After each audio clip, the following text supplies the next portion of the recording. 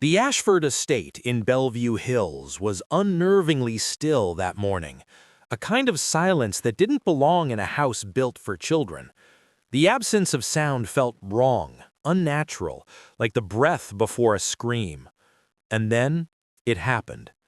A tiny sound, so soft, so impossibly fragile, it seemed the entire house inhaled just to hear it. Daddy. Eleanor Ashford froze in the doorway. Her hand went numb. The Dior clutch she was holding slipped from her fingers and kissed the marble floor with a muted tap that echoed far louder in the quiet than it should have. Her chest constricted, her pulse slammed, and her emerald eyes widened, stunned, because the sight before her made no sense. Her twin daughters, Lily and Rose, 5 years old, paralyzed since birth, silent since the day they entered the world, were sitting upright on the thick cream rug of the playroom. Their small hands rested shakily in their laps, their eyes bright but confused, turned toward the man kneeling a few feet away. Caleb Rivers, the janitor. Wearing his faded Navy work uniform, sleeves rolled up, rubber gloves still on his hands, he knelt there with his arms open, not touching the girls, only reaching out as if he were afraid the moment might break if he moved too quickly. He didn't know anyone was watching. His voice trembled, gentle in a way that almost hurt to hear. "It's okay, my little ones. I'm right here." And then, impossibly, Daddy? This time from the other twin. Eleanor's throat closed. Her heart plummeted into some dark, uncharted depth inside her chest. 5 years. 5 years of silence. 5 years of diagnoses and probabilities and cold, sterile words like nonverbal, neurological limitation, permanent impairment. Seattle's top neurologists had been unanimous. Her daughters would never speak. They barely moved. Their muscles were weak, fragile, unresponsive. The very idea of them forming a deliberate word was supposed to be medically impossible. Yet here they were, their lips moving, their voices trembling out of their small throats, calling the janitor, Daddy. Caleb's expression softened, his gaze locked only on the girls, unaware of Eleanor's presence. Awe and fear mingled in his eyes, as if he too couldn't believe what he was hearing. "Sweethearts, can you say it again?" Eleanor staggered backward. Her world didn't crack, it shattered. She had paid for specialists, flown in experts from Europe, built entire therapy wings inside her home, clung to hope so tightly it sometimes hurt to breathe. She had whispered prayers against silk nursery curtains. She had held her children through seizures, fevers, and nights where she was terrified they might never wake again. Her husband, Jonathan, had died in a helicopter crash when the twins were only 3 months old. After that, Eleanor had buried her grief beneath relentless structure, routines, protocols, treatment schedules, order, anything to keep her mind from collapsing under the weight of what she had lost. But one word from her daughters had undone everything she had believed, everything she had fought for, everything she thought she understood. And the word wasn't even meant for her. She stepped back silently. The door eased shut behind her with a soft, final click. But the echo of Daddy clung to her like a haunting, refusing to let go. Eleanor walked down the long corridor on unsteady legs, her heels barely whispering against the polished marble. She felt like a ghost moving through a life she no longer recognized. The tall, ivory walls, decorated with portraits of powerful Ashford ancestors, seemed to stare at her with quiet judgment. A cold draft drifted through the space, stirring the gold-trimmed curtains. For the first time, Eleanor felt watched. Not by people, by the house itself. The house that had always been immaculate, controlled, emotionless, just like she had trained herself to be. She reached her office and sank into the high-backed leather chair. Her manicured fingers brushed the Mont Blanc pen she always used to sign contracts, but her hands were trembling too violently to hold it. Her mind refused to steady. Her daughters had spoken. Her daughters had spoken to him.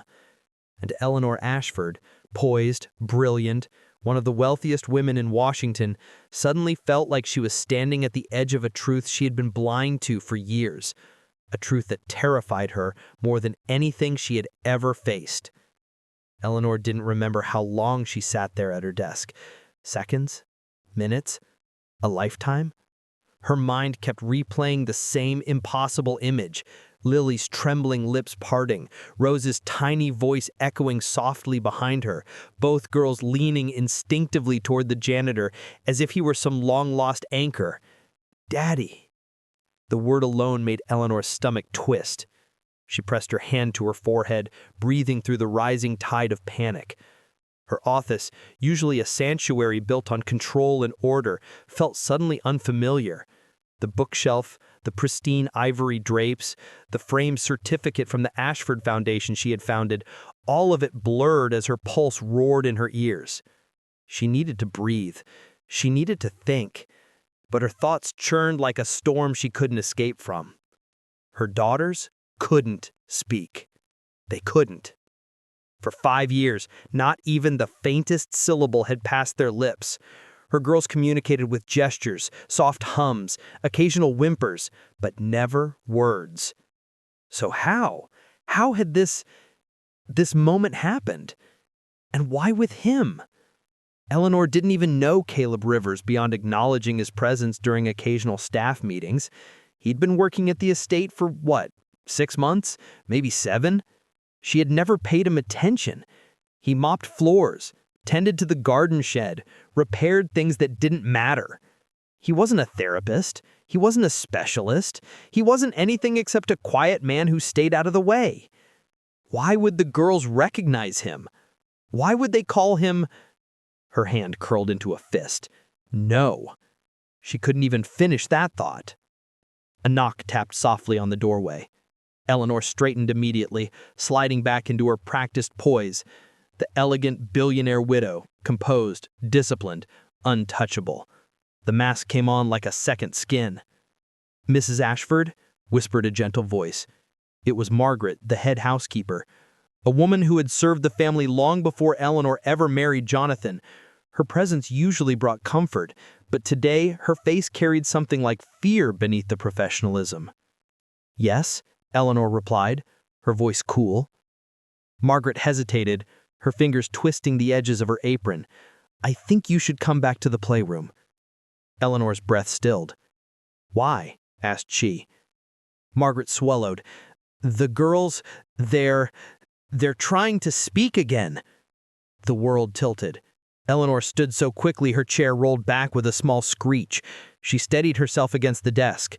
For a moment she could barely hear anything, just the rush of her own heartbeat. Speaking again? Trying? How? Why? What had changed? Her heels clicked softly as she followed Margaret down the hall.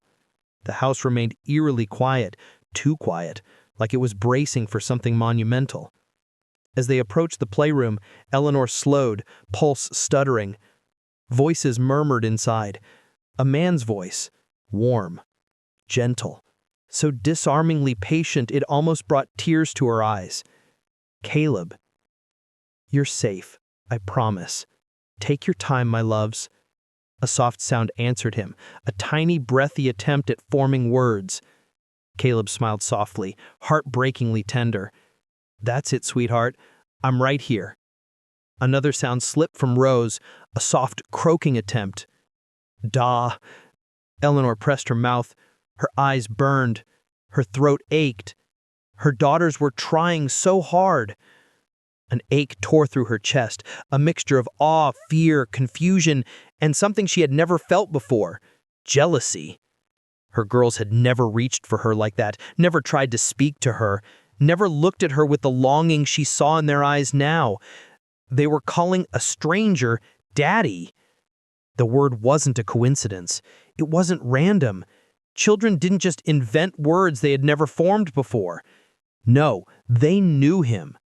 Not the way a janitor was supposed to be known. Something inside Eleanor chilled. She nudged the door open slightly wider. Caleb turned his head at the sound and froze. The kindness in his face flickered into alarm the moment he saw her. "Oh, Mrs. Ashford, I didn't know you were, I'm sorry, I didn't mean to." He stumbled awkwardly to his feet, visibly shaken, gloves still on his hands. "I wasn't trying to overstep, ma'am. They reached for me, and—" "Why?" Eleanor whispered. "Are they calling you that?" Caleb's mouth fell silent. His eyes dropped. He couldn't answer. And that silence told Eleanor more than any explanation ever could. Her daughters whimpered softly at the sudden distance, their little hands stretching toward Caleb with confusion and fear. They didn't want him to leave. They wanted him. Eleanor felt her heart twist so violently she had to grip the doorknob to stay steady. "Mrs. Ashford," Caleb said quietly, voice cracking, "I think we should talk." "No," Eleanor replied, though her voice trembled. "You are going to explain this right now." Margaret quietly stepped back, as if knowing the storm had arrived. Caleb swallowed hard, his jaw clenched. "Ma'am, there are things you don't know," he murmured. Eleanor's pulse thundered. Her fingers dug into the doorframe. "What things?" she demanded. Caleb's eyes rose to hers, and they held something she had never seen him before. Pain, regret, and guilt. "About your husband," he whispered. The air left her lungs. Her vision went white. "What did you say?" she breathed. Caleb exhaled shakily, looking at the twins, his gaze softening with a heartbreakingly paternal warmth. "I didn't mean for the girls to say it, but they remember." Eleanor staggered back a step. "Remember what?" Caleb took a trembling breath. "I think it's time you knew the truth about how they were born." Eleanor's heart stopped. He knew something. Something she had never been told. Something Jonathan had taken to the grave. And her daughters, her silent, paralyzed daughters, were the ones who recognized him before she could. The room felt like it was collapsing around her. Before she could respond, one of the twins began to cry. A soft, terrified, trembling sob. Caleb immediately moved toward them. Eleanor instinctively stepped forward at the same time. Their shoulders nearly collided. And in that moment, that razor-thin second, Eleanor realized something horrifying. This was not a coincidence. This was not random. This was not a miracle. This was the beginning of a truth she was not ready to face. But the truth didn't care. It was already unraveling. For the first time in years, Eleanor's own home felt hostile. Not dangerous, not violent, but hostile, like the walls themselves had overheard the word daddy and now waited for her to break. Caleb stood there, unsure whether to retreat or speak, glancing between Eleanor and the twins as if torn in half. The girls whimpered, low, soft sounds that pierced the silence like needles. They reached for him again. Their trembling fingers curled toward the only person who seemed to understand them. Not Eleanor, not their therapists, not the battalion of specialists, neurologists, speech pathologists, and behaviorists she had hired over the years. Caleb, the janitor, the man she barely knew, the man her daughters called Daddy. Eleanor steadied herself, spine straightening, breath tightening. Control. She needed control.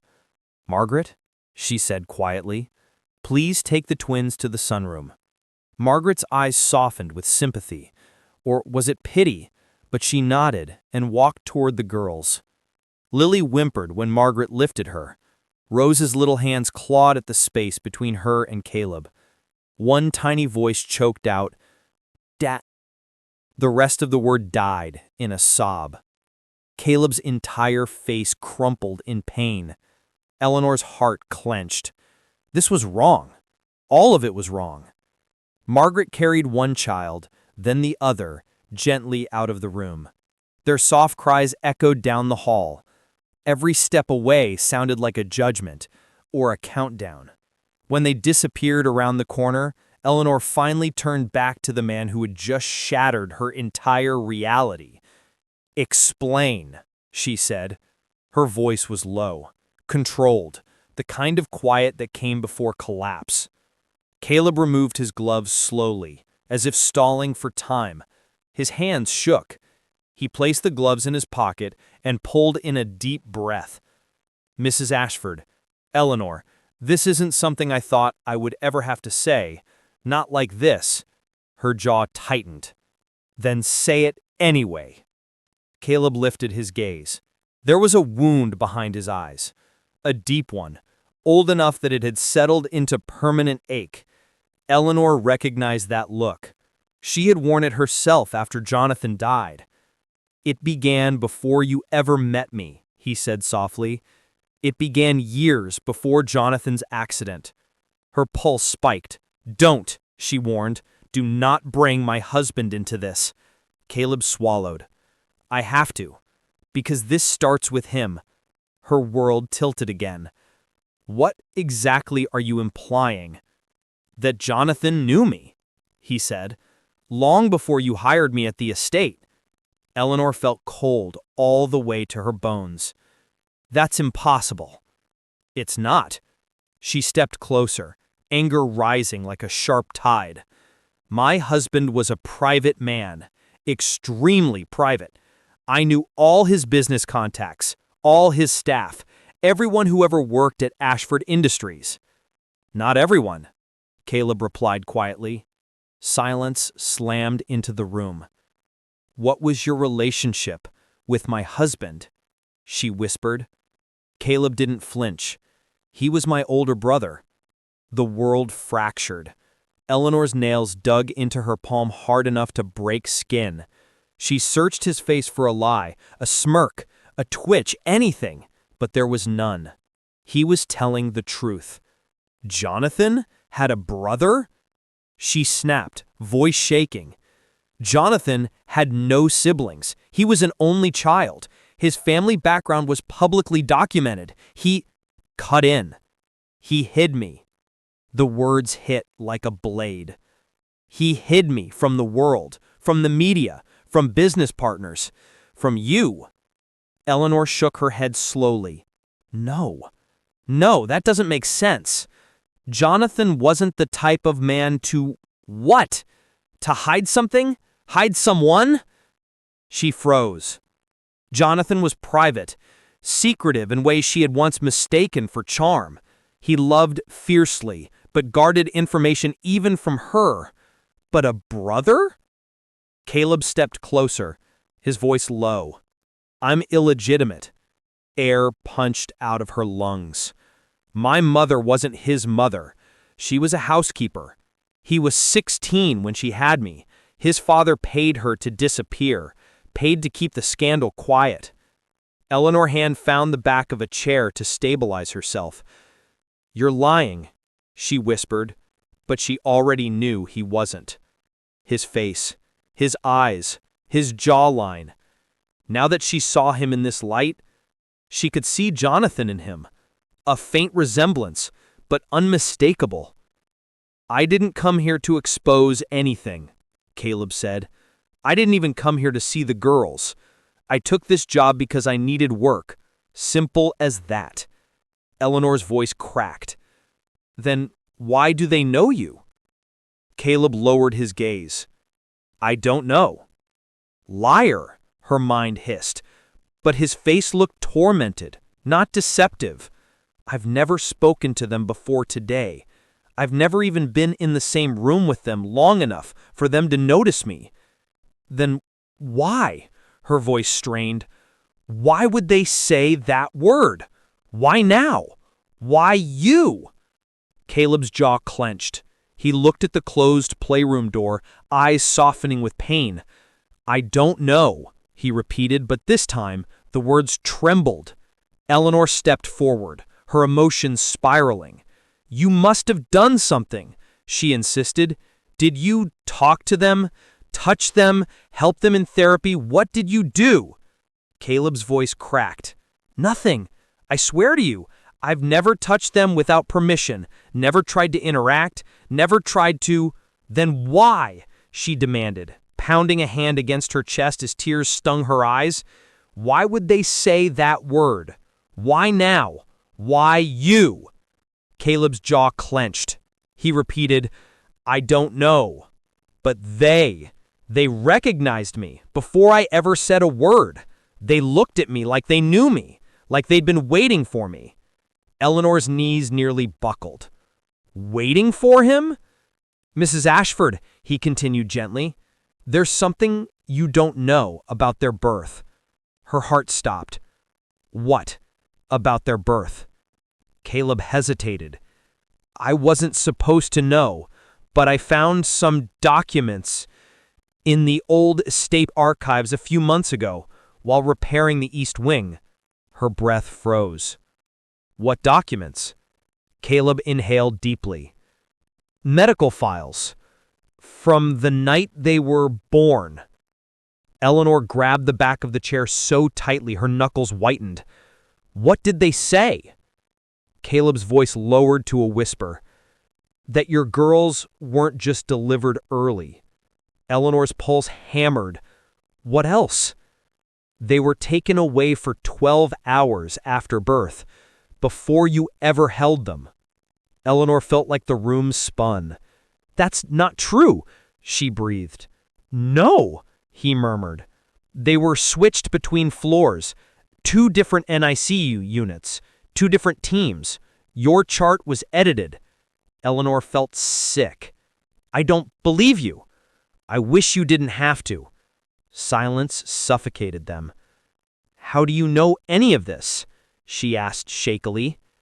Caleb met her eyes, sorrow heavy in his expression. Because I was there. Eleanor's heart dropped. You... What? I was working at the hospital back then. A janitor. Same as now. I saw your husband that night. I saw the chaos. I saw the infants. And I saw something I wasn't supposed to see. Eleanor's breath came in small, breaking gasps. He looked away. I think your daughters remember me because I held them first. Her world shattered. She staggered backward, nearly tripping over the chair leg. No, that's not possible. They were premature. They were medically fragile. No one held them but the doctors. No. He shook his head slowly. One of them wouldn't stop crying. The nurse begged someone to help, while the team rushed to stabilize the other twin. I was the only one nearby. I picked her up, just for a moment, just to soothe her. Her throat tore. And the other? He hesitated. I held her too. Silence slammed into her. And now, he whispered, they remember. Eleanor felt her lungs collapse. Her daughter's first word was not a miracle, not a coincidence, not a fluke. It was memory. Old, buried, hidden beneath paralysis and trauma. Her twins had spoken the first word of their lives because the man who held them first had walked back into their world. And now, he was unraveling the secret she never knew existed. The next morning, Bellevue Hills woke beneath a pale, watery sunrise, one of those mornings where the light seemed uncertain, reluctant, as if even the sun sensed something in the Ashford mansion had shifted in a way it could not illuminate. Inside, Eleanor sat at the breakfast table, untouched by appetite, staring into a cup of cooling Earl Grey. Her reflection in the porcelain's dark surface showed a woman who hadn't slept, whose mascara had smudged despite her attempts to scrub it clean, and whose mind had circled the same impossible question for hours. Why? Why had the girls spoken to him? Not to her, not to their therapists, not to their teachers, not to the speech specialists she'd flown in from Switzerland. They had spoken to the janitor. Daddy. The word clung to Eleanor's ribs like a bruise. Across the room, Ruby sat in her wheelchair, feet gently tapping the footrest, a movement so subtle that specialists had always dismissed it as involuntary. But this morning, Eleanor wasn't so sure. Pearl's fingers tapped lightly against her lap in a rhythm, almost like she was humming through her hands. They looked strangely aware, focused. Eleanor felt a tremor under her skin. "Good morning, my angels," she whispered, her voice tight. Neither child turned toward her. They were staring at the door, waiting. She didn't need to ask for whom. No, she had felt it the moment she walked in. Her daughters were anticipating something, or rather someone, with an eagerness she had never seen in their eyes before. And it squeezed something deep in Eleanor's chest, something that felt painfully close to heartbreak. Just then, soft footsteps sounded in the hallway. Caleb. Eleanor looked up sharply as he pushed open the swinging kitchen door with his shoulder, carrying a bin of laundry he'd collected from the upstairs guest rooms. He wasn't supposed to be in this wing in the mornings. Housekeepers usually managed breakfast areas. Caleb handled maintenance elsewhere. But Ruby made a small sound, a tiny sigh that was almost a word. Pearl's eyes widened, pupils trembling, and Caleb froze. Their eyes met. Not the eyes of an employer and her janitor, but of two people standing on opposite sides of a mystery neither fully understood, yet both terrified to name. "Good morning, Mrs. Ashford," Caleb said quietly. He didn't look away, not until she forced herself to lower her gaze. "Leave the laundry," Eleanor murmured. "Someone else will handle it." His brow furrowed slightly. "Ma'am, I said leave it." Her voice was sharper than she intended. Ruby jumped slightly. Pearl blinked. Caleb's shoulders stiffened. "Yes, ma'am." He set the basket down, but as he turned to leave, Ruby made a small, breathy sound, almost forming a consonant. A plea. Pearl's hand reached toward him. Eleanor felt a twist of something she didn't want to name. "Caleb," she said abruptly. He paused. "Yes, I need to speak with you later, in my office." The man swallowed, a flicker of something, uncertainty, fear, crossing his face before he masked it. "Of course, Mrs. Ashford, whenever you're ready." Then he left. The door swung shut, and Ruby and Pearl's eyes remained glued to where he had been, as though they were waiting for him to appear again, like the morning sun itself depended on his presence. Eleanor's hands curled tightly around her teacup until her knuckles paled. Something inside this house had begun to unspool, and she was losing the thread. The rest of the morning was a blur of appointments, staff queries, and backlogged emails that demanded her signature. Eleanor dismissed 2 calls, postponed a charity meeting, and declined brunch with the Bellevue Wives Club, despite knowing the repercussions that would follow. She couldn't focus on anything except her daughters' voices. That single volatile word, daddy. She had not heard them speak a single syllable in 5 years. Their paralysis had been explained to her in scientific terms: brain developmental delays, neurological complications, impaired motor pathways. Words she memorized, treatments she paid for, hope she clung to like glass. And now this. Eleanor pinched the bridge of her nose. None of this made sense. No doctor had ever suggested they would be capable of forming language spontaneously. No specialist had predicted such a sudden leap in cognitive ability, and certainly not triggered by him. She rose abruptly and walked toward her office, the air around her somehow colder, sharper. Her office door was half open. That was wrong. Eleanor never left it open. She stepped inside cautiously and froze. Standing near her desk, flipping through one of her late husband Andrew's old ledgers, was her sister-in-law, Meredith Ashford. Tall, impeccably dressed, with a presence that always felt like chilled perfume and sharper judgments. Meredith turned smoothly as Eleanor entered. "Eleanor, finally," Meredith said with a cool smile. "You've been avoiding everyone's calls." Eleanor stiffened. "What are you doing in my office?" Meredith lifted one perfect brow. "Checking on you, dear. You haven't been quite yourself." "I'm fine." No, you look exhausted. The girls kept you up? Eleanor's pulse spiked. Meredith didn't know. No one knew. Not yet. Yes, Eleanor forced out. Meredith's eyes sharpened. I heard a rumor from one of the night staff. Something strange happened yesterday. Eleanor's heart lurched. What exactly did you hear? That the girls became agitated. Meredith replied smoothly. Crying, reaching for someone, unusual behavior. Eleanor exhaled silently. They hadn't spoken. No one else knew. Children have bad days, she said flatly. Meredith stepped closer. Yes, but yours have had a troubling number of bad days, haven't they? You should really consider more aggressive intervention. Andrew would have. Eleanor's voice cracked like ice. Do not speak about Andrew.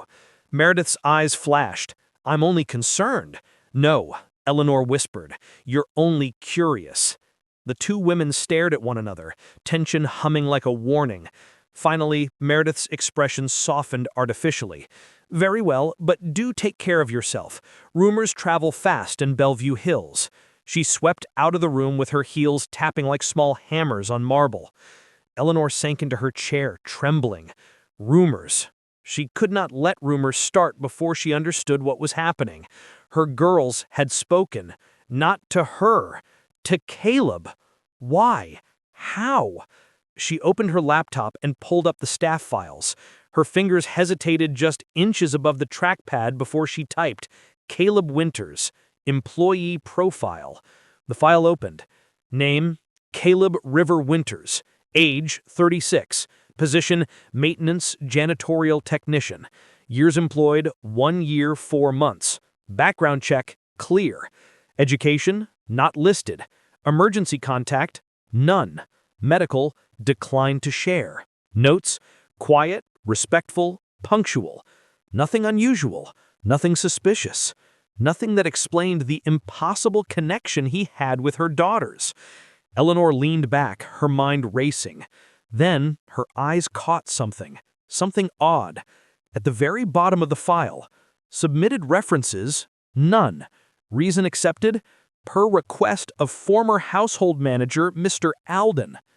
Alden, her old manager, the one who left abruptly 10 months ago without an explanation. The one she'd trusted, the one who had handled staff hiring while she grieved Andrew. Alden had personally requested Caleb be hired. Why? Eleanor's stomach dropped. She clicked out of the file and stood abruptly.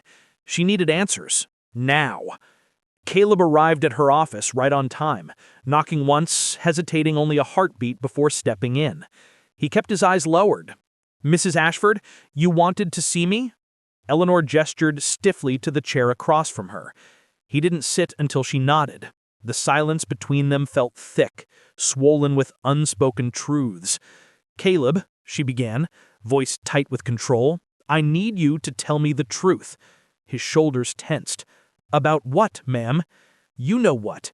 Yesterday, my daughters, they spoke to you. He swallowed hard, voice barely audible. Yes. And I need to know why. How? What did you do? I didn't do anything, ma'am, he said softly. I just talked to them. Every day. Eleanor blinked. Every day? Yes, he admitted. When I clean their playroom, or when I mop the hallway, or when they can't sleep. I tell them stories. I talk to them like they're listening, because they always seemed like they were. Something warm flickered in his eyes. I think they understood me, long before yesterday. Eleanor felt her pulse quicken. That's impossible, she whispered. Their doctors... I know what the doctor said, but with respect, ma'am, your daughters are not as broken as you've been told. Eleanor's breath stuttered. Caleb hesitated, then added something that struck her straight in the soul. They were waiting for someone to speak to them, not at them. Her mouth get dry.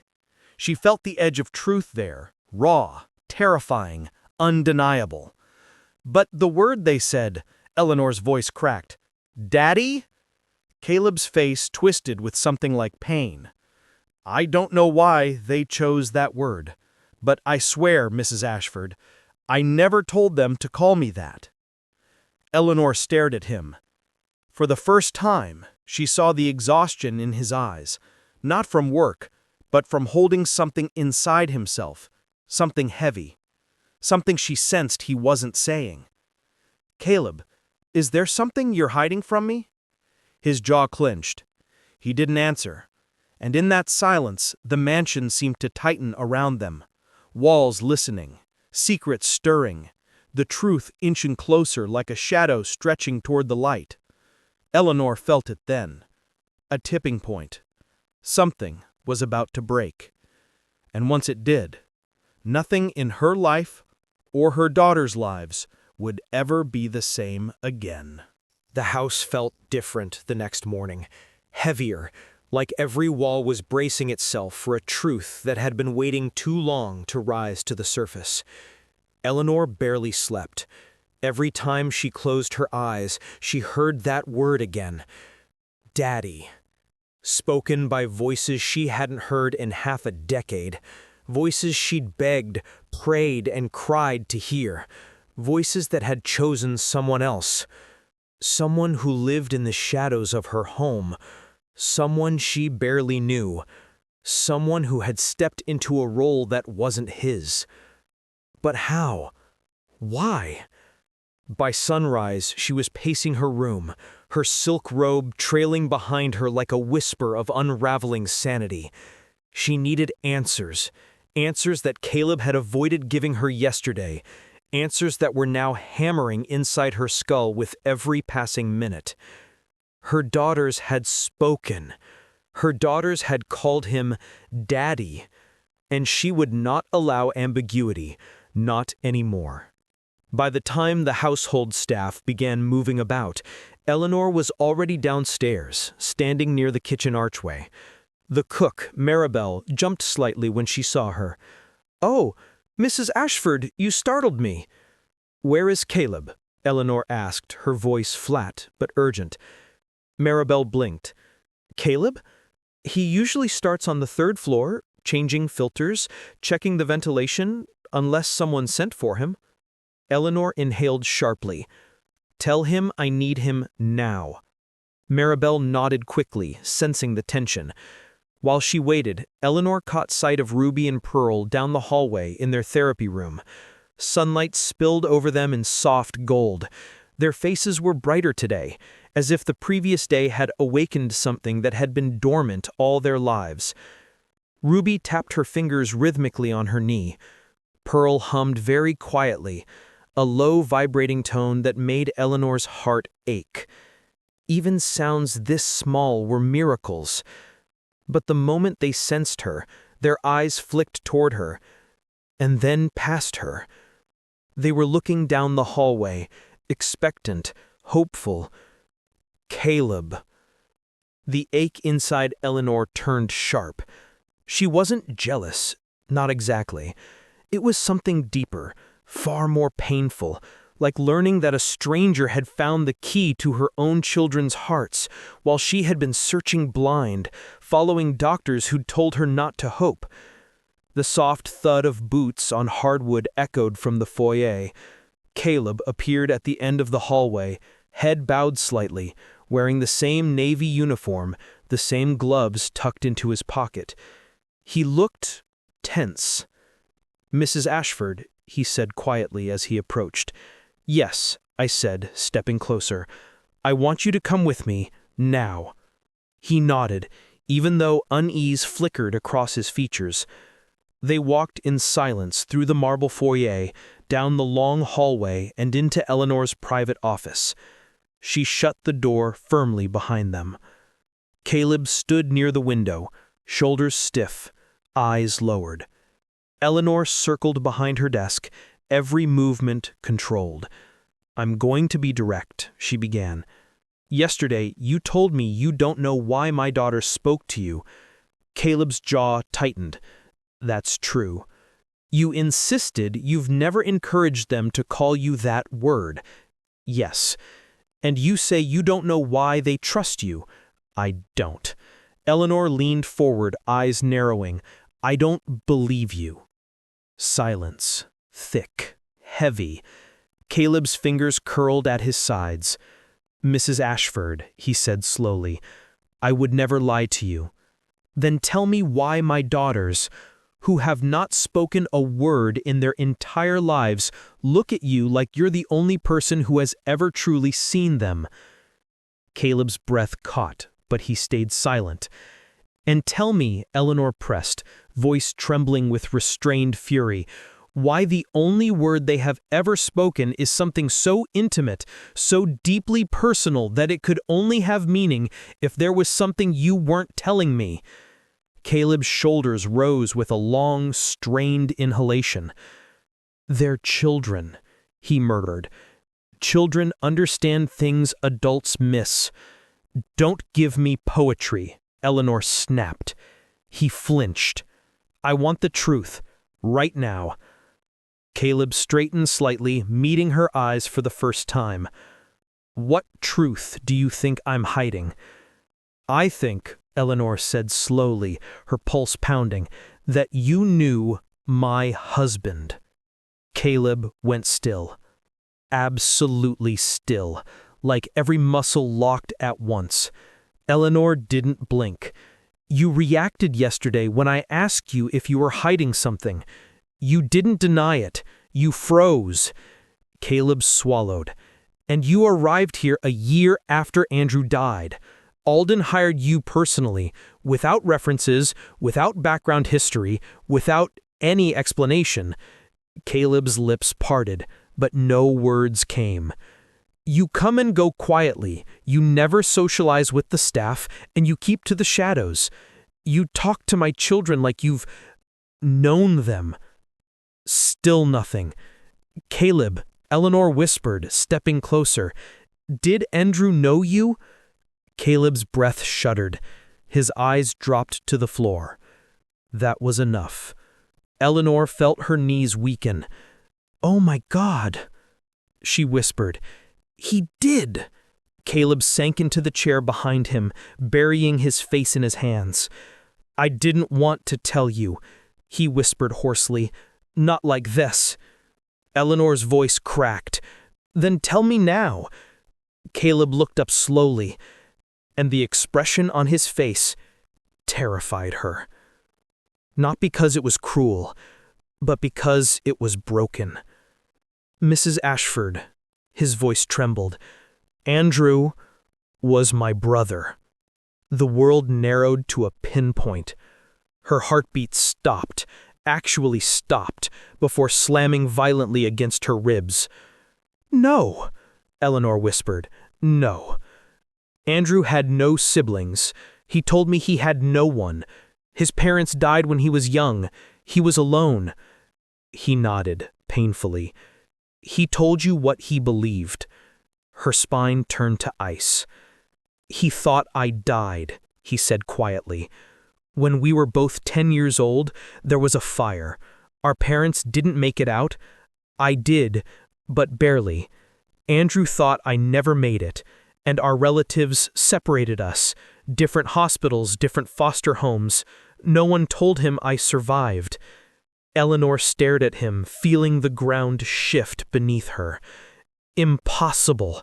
And yet, Caleb's eyes, deep-set, warm brown, full of quiet sadness, were undeniably familiar. Andrew's eyes, eyes she had looked into 1,000 times. Her breath broke. "Oh God," she whispered. "You're telling the truth." Caleb nodded once. Tears burned Eleanor's eyes she fought to hide. "But why did you come here?" she asked quietly. "Why not tell him? Why hide? Why become a janitor in this house?" Caleb swallowed, voice cracking. "I only found him after the plane crash," he said softly. "I spent years searching. Old records, DNA databases, whatever I could access. And when I finally found a match, it was too late." Eleanor felt her throat close. "You applied for a job here because..." I didn't know what else to do. I never wanted money. I wanted to see the life he built, the family he left behind, to protect it. Eleanor's heartbeat hammered painfully. You should have told me. I was going to, he whispered. But the girls, they recognized me. Not as their father, God, never that, but as someone who shared blood with him. His eyes filled and his voice broke open. They hear me because I sound like him. Eleanor felt the floor tilt. Their brains didn't understand the difference, but their hearts did. Silence fell, like a soft collapse of the world. Eleanor's eyes burned with tears she fought to hide. Ruby and Pearl had spoken for the first time in their lives, not because Caleb was special, but because he was familiar, because he carried Andrew in his voice, in his presence, in the invisible threads that connect family across time, grief, and loss. Oh, God, Eleanor whispered again, her hand covering her mouth. Caleb looked away. I never meant to take anything from you, he said. Not your place, not your daughters. I only wanted to give them what I never got, a piece of him, a memory, something living. Eleanor's vision blurred. And the word daddy? She choked. Caleb wiped his eyes with the heel of his palm. Maybe they meant it differently. Maybe they meant comfort. Maybe they meant Andrew. Maybe they meant love. I don't know. But I swear. His voice shook. I never asked them to call me that. Eleanor covered her face, trembling. Part of her wanted to scream. Part of her wanted to collapse. Part of her wanted to believe him. But all of her understood one thing. The story she thought she had lived. The marriage she believed she understood. The grief she had carried alone had never been complete. There had always been someone missing. Someone who had watching her daughters with the same love Andrew would have given them. Someone who had recognized something in them that no doctor ever had. Someone she had misjudged so terribly. And now the truth stood before her. Breathing. Hurting. Real. Her husband's brother. Her daughter's uncle. And the only man who had ever awakened their voices. The confrontation wasn't over. It was only the beginning. For the next several seconds, the room didn't feel like a room. It felt like a vacuum, silent, airless, suspended. Eleanor stood unmoving, hands trembling at her sides, heart pounding in uneven bursts. Caleb remained seated, eyes lowered, shoulders heavy with the weight of a secret he had carried for years. Outside the office door, the mansion stirred faintly. A housekeeper passing, a clock ticking, the twins' soft humming echoing somewhere down the hall. But inside the office, the world had cracked into two jagged halves. Before she knew, and after she knew. Nothing in between. Eleanor forced herself to breathe, slow, shaky, uneven. "Why didn't you tell me immediately?" she whispered at last, voice raw. Caleb looked up. "Would you have believed me?" She pressed her lips together. The truth stung. No, she wouldn't have. Not then. Not when grief had turned her into a stone version of herself, hollow, rigid, desperate for control. Not when her life had been built on precision, order, schedules, and the illusion that money could protect her from chaos. "I would have thought you were insane," she admitted softly. Caleb nodded, eyes sad. Eleanor slowly sank into the chair behind her desk, exhaling a trembling breath. Her fingers gripped the armrests as though she needed to hold on to something solid. "You said they recognized you," she murmured. "How?" "I don't know," he admitted. "But sometimes children sense what adults have forgotten how to feel." His words settled into the room like warm dust. Eleanor's throat tightened. She remembered the day Ruby and Pearl were diagnosed, how every doctor spoke in cold, measured terms, how they listed all the things their daughters would never do, how they reduced their babies to charts and scans and impossible odds. But she also remembered the way the twins sometimes turned their heads, both at the same time, toward the front door, toward the windows, toward places where no one stood, as if waiting, as if remembering something they had never truly experienced. "You sound just like him," Eleanor whispered without realizing the words had slipped out. Caleb blinked. "The night Andrew proposed to me, he whispered something in my ear. His voice was warm, grounding. It made me feel like I had finally found home." Caleb's eyes glossed, his jaw tightening. "I haven't heard anything close to that sound in years, until yesterday." The silence between them stretched, emotion heavy enough to bend the air. But then, like a knife slicing through the fragile moment, a sudden knock rattled the door. Eleanor stiffened. Caleb straightened sharply. Before either could speak, the door opened.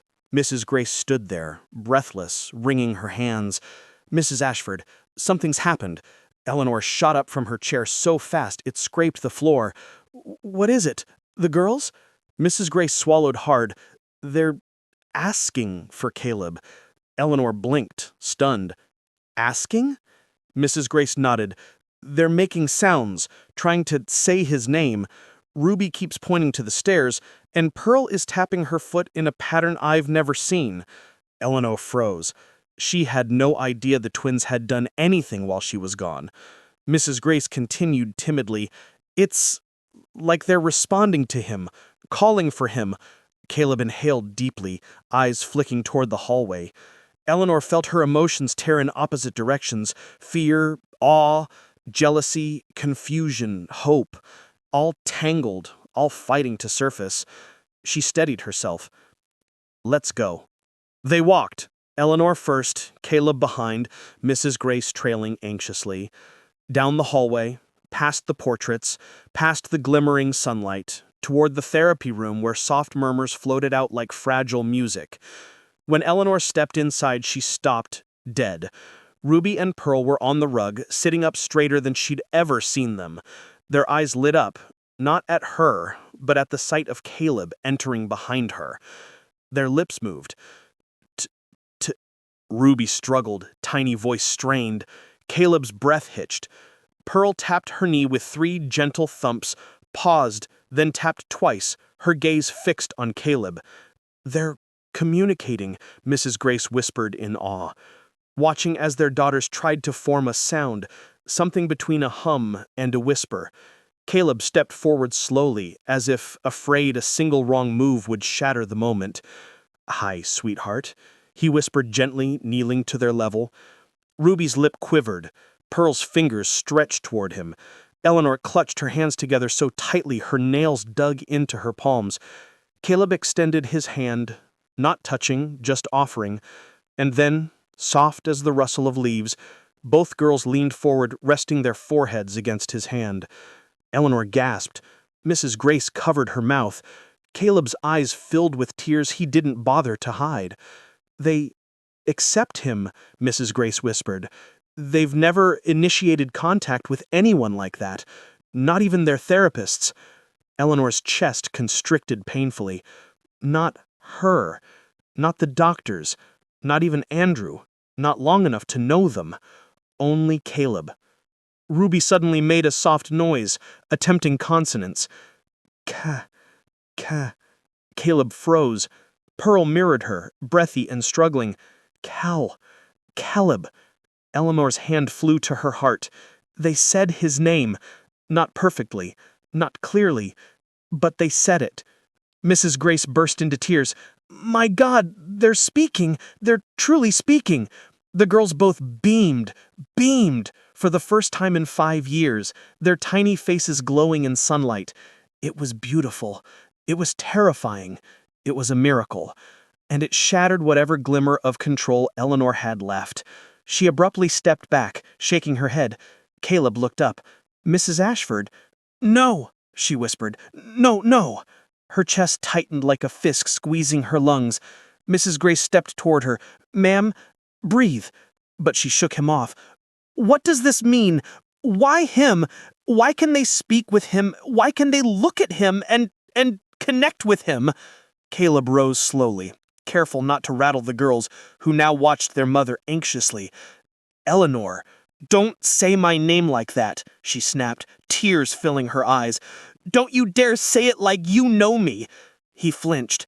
She pointed to the twins, voice cracking. "You walk in here with secrets and shadows and tragedies, and suddenly they can do the impossible. Do you know what that feels like? To realize a stranger can reach my children more than I ever have?" Caleb's expression crumpled. "I'm not trying to replace you." "But you did," she choked, without even trying. Ruby whimpered, Pearl's face scrunched in distress, sensing the tension. Caleb knelt quickly, calming them with soft whispers.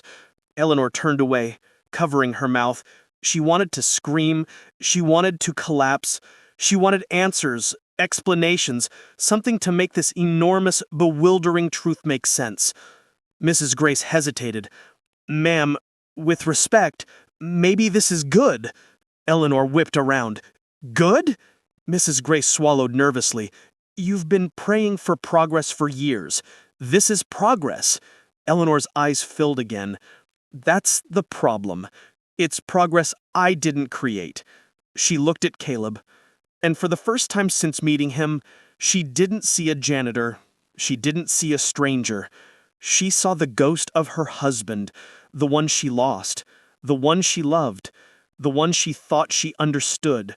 She saw the answer to her daughter's silence, the thing she'd been searching for in all the wrong places. She saw the one person her daughters had chosen over everyone else, and the realization terrified her more than anything. Without another word, she turned and walked out, heart shattering with each step.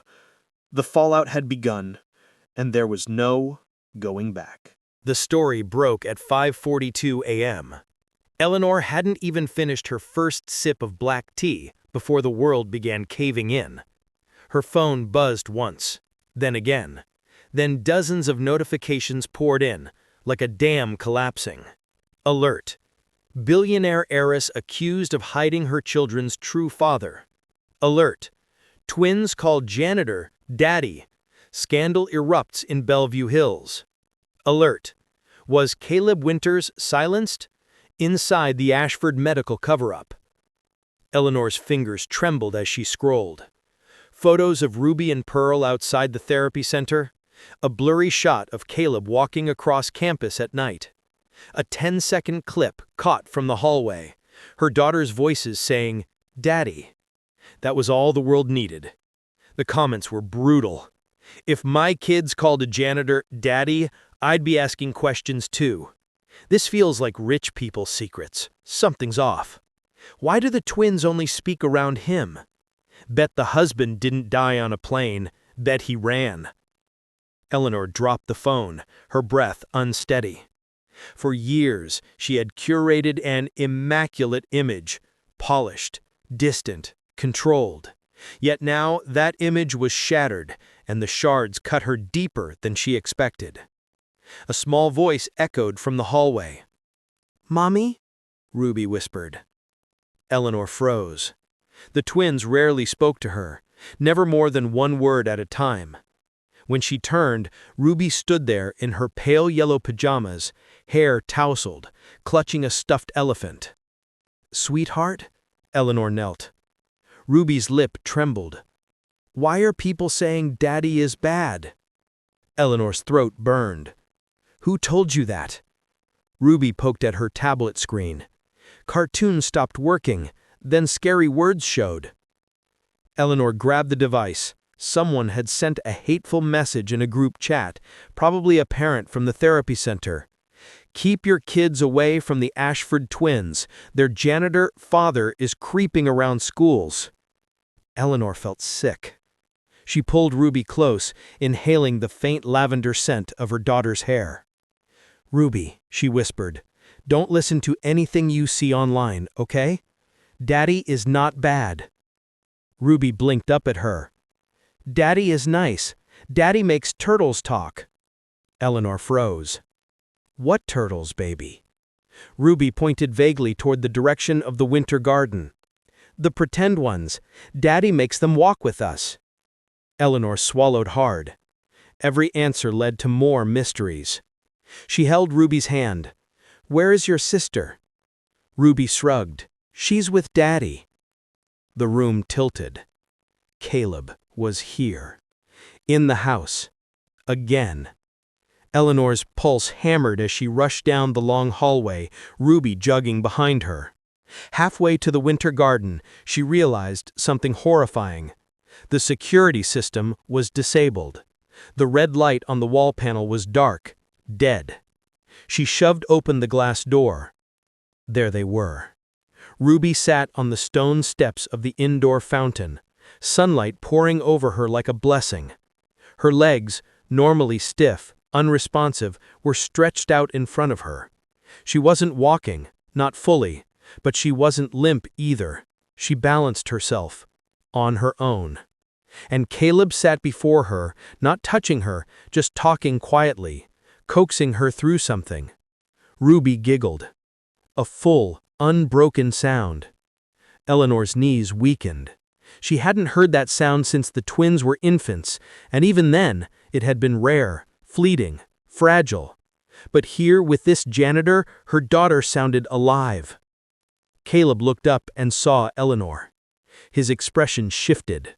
Fear flickered, then regret, then a strange resolve. "I didn't turn the system off to sneak in," he said softly. "It glitched. I fixed it." "Why are you here?" Eleanor whispered. "I didn't want them to see the news. They're already confused, and people outside, reporters, were asking the gate guards questions." Pearl crawled toward him, her movements clumsy but deliberate. "Daddy," she said again. The words speared through Eleanor's chest. "Stop," she whispered, but her voice cracked. "Please, don't call him that." Pearl blinked innocently. "But he is." Caleb's jaw tightened. "Pearl, come here, sweetheart." She crawled into his arms easily, naturally, without hesitation. Eleanor's world fractured. "Caleb," she whispered, "you need to explain right now, because everything is falling apart." He looked down at the child in his arms, then back at Eleanor. "I'm trying," he said quietly. "I told you, I didn't know about the accident until years later, and I didn't know I had children. I never even met Andrew Ashford, not once." Eleanor stepped forward, her voice a whisper. "Then how do they know you?" Caleb's eyes softened. "Because kids don't care about DNA. They care about who shows up, who listens, who sees them. I talked to them. I learned their ways of communicating before anyone else bothered to." Tears burned Eleanor's eyes. "Are you saying I didn't try? Are you saying I failed them?" "No," Caleb said firmly. "I'm saying you were alone, grieving, overwhelmed, and everyone around you, every therapist, every doctor, kept telling you nothing was possible. You believed the experts. You did everything a mother could do." Eleanor shook her head, trembling. "And still it wasn't enough." He looked at her with a gentleness she didn't expect. "It was," he said. "You kept them alive. I just found a crack in the wall they were hiding behind." But before Eleanor could answer, a loud voice echoed from outside the winter garden. "This is private property. You can't trespass." Another voice shouted. "We're live on scene. The janitor has been spotted at the Ashford residence." Eleanor's blood ran cold. Reporters, dozens of them. Caleb stiffened. Pearl clung to him. Ruby pressed into Eleanor's side. The cameras were back. The headlines were back. The fire was spreading, and soon no apology, no PR team, no wall of security guards would be able to contain it. Caleb stood, still holding Pearl. "I should go. If I step outside, maybe they'll leave." "Absolutely not," Eleanor said sharply. "They'll devour you alive. The media doesn't want truth, they want blood." Caleb hesitated. Pearl looked up at him, eyes wide, fearful. "Daddy, don't leave." The sound sliced through Eleanor again. She made a decision she didn't trust, didn't understand, but felt deep in her bones.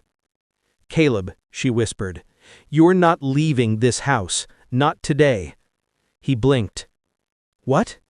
"You're staying," she said shakily, "until we figure out what's going on, until the world calms down, until I understand why my daughters speak to you and only you." He swallowed hard. "Eleanor, this will only make people talk more." "I don't care." The admission startled even her. "I just need answers. I need the truth. All of it." Caleb slowly nodded. Outside, the cameras kept flashing. Inside, the twins held on to the only person who calmed their bodies and unlocked their voices. And Eleanor, finally, painfully, realized the storm was just beginning. The world outside the Ashford mansion roared like a distant storm. Shouts, camera shutters, engines, the scrape of people pushing against iron gates. But inside, the house felt suspended in a strange silence, as though the walls themselves were holding their breath. Caleb stood in the center of the winter garden, Pearl clinging to his shirt, Ruby tucked behind Eleanor's legs.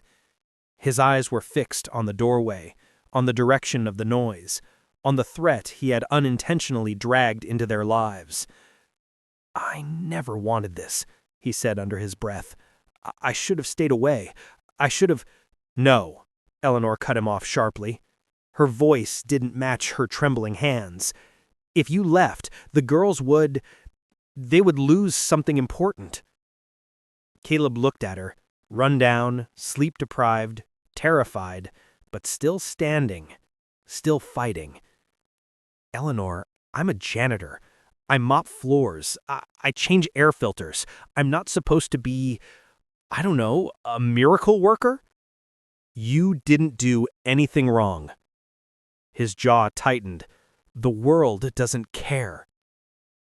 Outside, someone screamed, "Caleb Winters! Did you know Eleanor Ashford while her husband was alive?" Another voice shouted, "Are the twins really yours?" Ruby flinched. Pearl whimpered, burying her face in Caleb's shoulder. Eleanor's body tensed, fury rising inside her like boiling water. "They're scaring the children.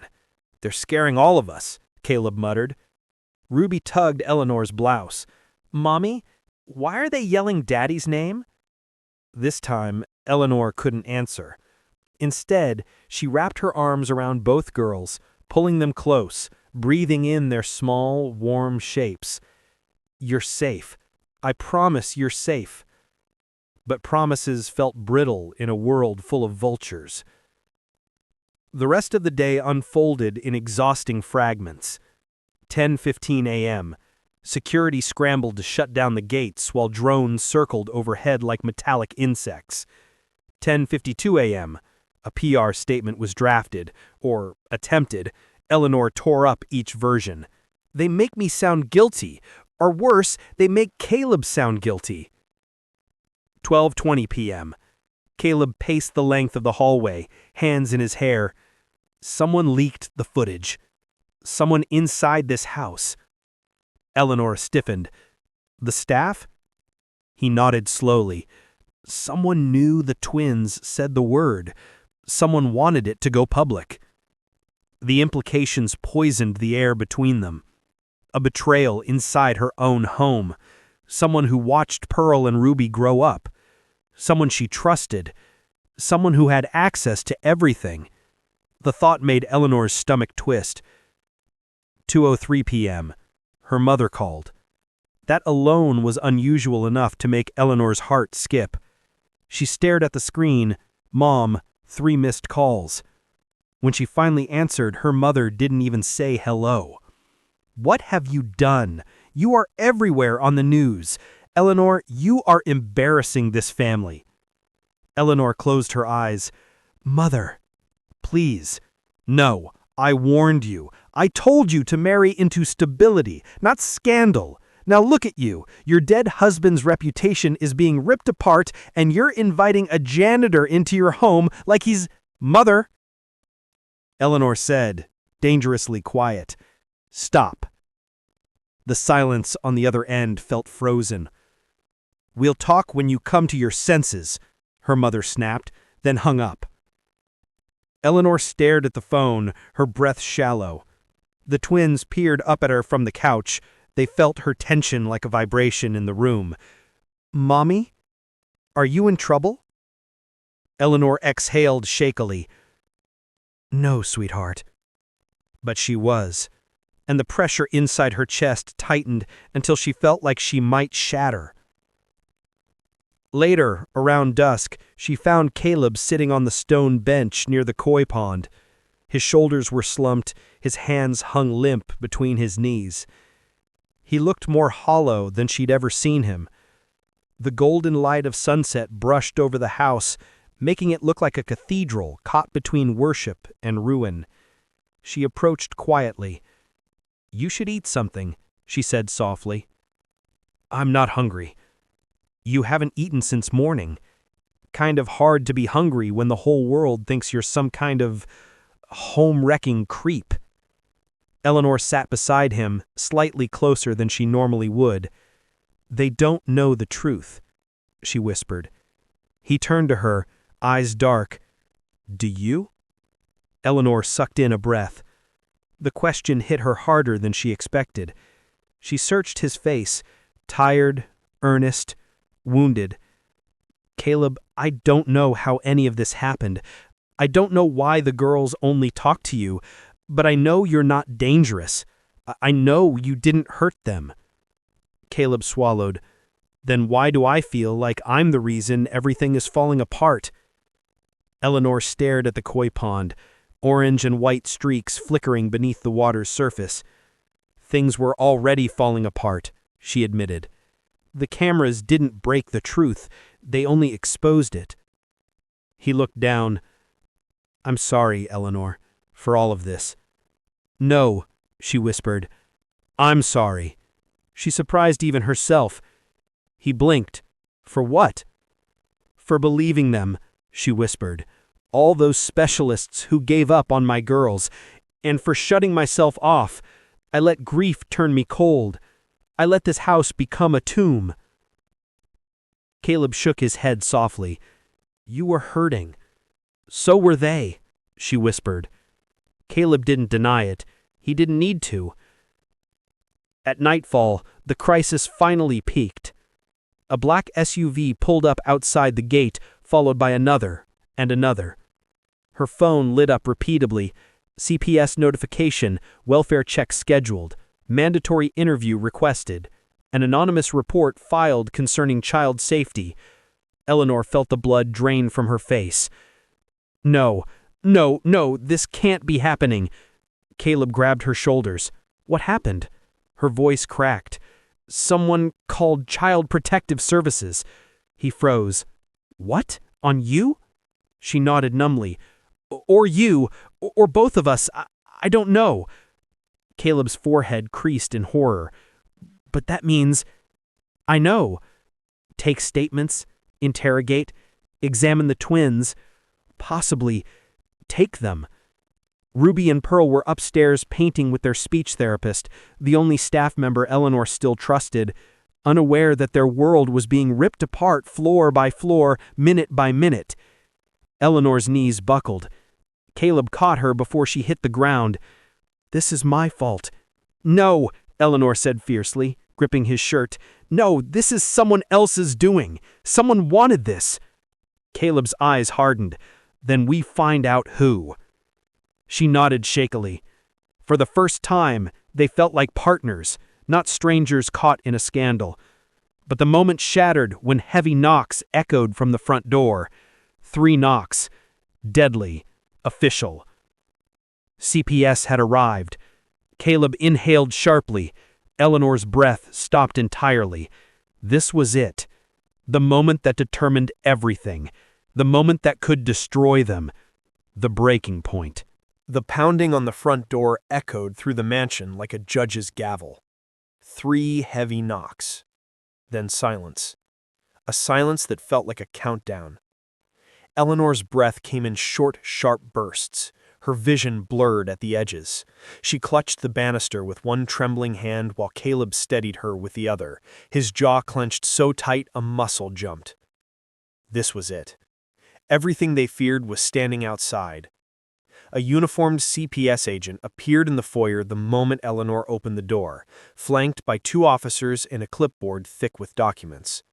She introduced herself with a cold professionalism that made Eleanor's skin crawl.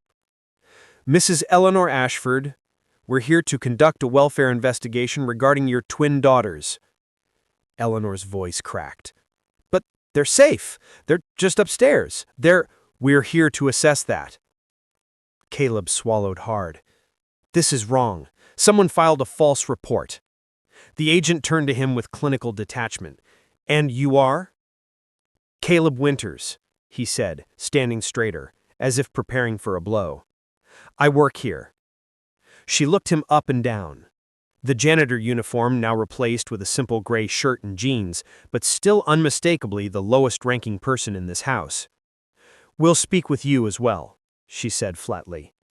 Eleanor flinched. The officers moved inside. Cameras from outside flashed violently as the door closed behind them. The world had its eyes on the Ashfords now. On Eleanor, on Caleb, on the twins. And on the truth. The first question hit like a slap. "How long has this man, Mr. Winters, had physical contact with your children?" Eleanor stiffened. Caleb's eyes widened. He hasn't had inappropriate," Eleanor began. "I didn't ask that," the agent said quickly, almost too quickly, as if the implication was already hanging in the air. "I asked how long he has been alone with them." Eleanor's blood boiled. "He's never been alone with them without my consent." The agent scribbled something. Caleb's fists tightened. He opened his mouth to speak, but Eleanor grabbed his arm, a silent plea, "Let me handle this." The agent continued. "We've received reports indicating unusual emotional attachment between your children and Mr. Winters. Reports suggesting he may be confusing the children about parental roles." The world tilted. Eleanor felt nausea claw up her throat. Someone had said this. Someone inside her home had twisted the miracle into a threat. "I don't know who told you that, but it's a lie," Eleanor said slowly, deliberately. Caleb inhaled shakily. "The girls only said that word because—" "No!" Eleanor turned to him sharply. "You don't have to defend yourself. This is my house, my children, and I will clear this." The agent raised a brow. "Mrs. Ashford, we appreciate your cooperation, but we need to evaluate your daughters separately." Eleanor's heart lurched. "No! They're only 5! They won't understand why strangers are—" "It is mandatory." Caleb closed his eyes, stepping back like he'd been punched. Pearl and Ruby were led into the sunroom with a therapist and 2 observers. The girl's speech therapist, Lana, offered a reassuring smile, but even she looked shaken. Eleanor wasn't allowed inside. She watched through the glass door, hands trembling. Pearl clutched Ruby's sleeve. Ruby kept her little palm pressed over her chest, where she said "Daddy" earlier that morning. Their eyes darted toward the hallway, waiting for Caleb. But Caleb was standing behind the agents, helpless, forced to watch the children he loved from across the room like a criminal. Eleanor thought she would break in half. The questioning lasted over an hour. Ruby cried twice. Pearl refused to speak. Both kept glancing toward Caleb until one of the agents finally asked him to step out of sight. He obeyed, barely. The moment he disappeared from view, both girls' expressions collapsed. Pearl curled into a ball. Ruby began to rock. Eleanor's breath hitched painfully. The agents muttered among themselves. One wrote something down. Another exchanged a look. The third tapped her pen against a clipboard. Eleanor's pulse pounded like a drum. Finally, the lead agent turned to her. "We've observed a strong emotional fixation on Mr. Winters." Eleanor's nails dug into her palms. Because he's the only person who ever reached them. The agent ignored her defense. We need to ask more questions about your late husband, Mrs. Ashford. The world froze. Caleb snapped his head up. Eleanor blinked, stunned. My husband? Andrew? What is he? He died 5 years ago. What does he have to do with this? We're following up on a concern that Andrew Ashford may not be the biological father. Eleanor's skin went cold. Caleb's breath caught. This was it. The truth someone wanted the world to believe. The rumor that exploded online. The accusation that gossips feasted on. The lie that threatened everything. Eleanor stood straighter. You think Caleb is the father, she said, calm but deadly. The agent hesitated. It has been suggested. Suggested by who? We can't disclose that. Eleanor's voice dropped to a razor-thin whisper. Then let me make something very clear. She stepped forward. Caleb Winters is not the father. Caleb's eyes flickered with pain because of what the world had decided, what strangers had twisted, what even Eleanor's mother had implied. But, Eleanor continued, he is the first man they ever trusted, the first person who didn't treat them like broken souls, the first one who reached them without medical degrees or charts or pity. Tears blurred her vision. He gave them something no one else ever could. Her voice cracked. Hope. For a moment, even the CPS agent softened. Just a little. But the world didn't break at hope. The breaking point came when the hidden enemy revealed themselves. A phone dinged in the agent's pocket. She glanced at it. Her face drained. She turned the screen toward Eleanor. A message read, Anonymous submission, video obtained hours ago. Eleanor's stomach dropped. Another video? The agent tapped it open, and there on the screen was footage of Caleb holding Ruby and Pearl, but not the clip from earlier, not the sweet moment of first words. This footage was different. Edited, cut, manipulated. It zoomed in on Caleb's face, then on his hands, then on the girls calling him Daddy, looped, repeated, distorted. The angle was wrong. The lighting was off. Someone had tampered with it. But the damage was catastrophic. The agent stiffened. We need to take the children for a 48-hour protective evaluation. Eleanor's world ripped open. No, I absolutely not! Caleb's face contorted in horror. You can't take them. They're terrified of strangers. It's protocol. It's cruelty, Eleanor shouted. You can't take them from their home because of a manipulated video? But the agent stepped forward. One approached the sunroom door. Pearl and Ruby looked up, tiny, fragile, and scared. Eleanor collapsed to her knees. Caleb took one step forward, and that's when it happened. Pearl screamed. Not a cry, not a whimper. A scream so sharp, so primal, so terrified it shattered the room. Ruby followed, shaking, arms outstretched toward Caleb. Daddy! Daddy! Daddy! All three agents stopped mid-step. Caleb froze. Eleanor sobbed. Because the girls weren't confused. They weren't misled. They weren't manipulated. They were calling out to the one person who made them feel safe. The agent lowered her clipboard. Her voice, trembling now, whispered the first human thing she'd said all day. They weren't lying. The room fell completely silent. The girls clung to Caleb like their lives depended on it. And in that moment, everything changed. The agent closed her binder. We're not taking them. It would do more harm than good. Eleanor collapsed in relief. Caleb dropped to his knees holding both girls tightly, tears slipping down his cheeks. When the agents finally left the house, they left with the truth. Not the rumor, not the edited lie, not the scandal. But the truth. A janitor had given 2 children their first word, their first step to healing, their first connection to the world, and for the first time since Andrew's death, Eleanor didn't feel alone. The final reckoning wasn't a courtroom fight, it wasn't a public apology, it wasn't even the exposure of the person who framed them. It was the world finally seeing what Eleanor had witnessed in that quiet, sacred moment. Caleb wasn't their father, but he was their family. And that was something even the richest people on earth couldn't fake, manipulate, or destroy.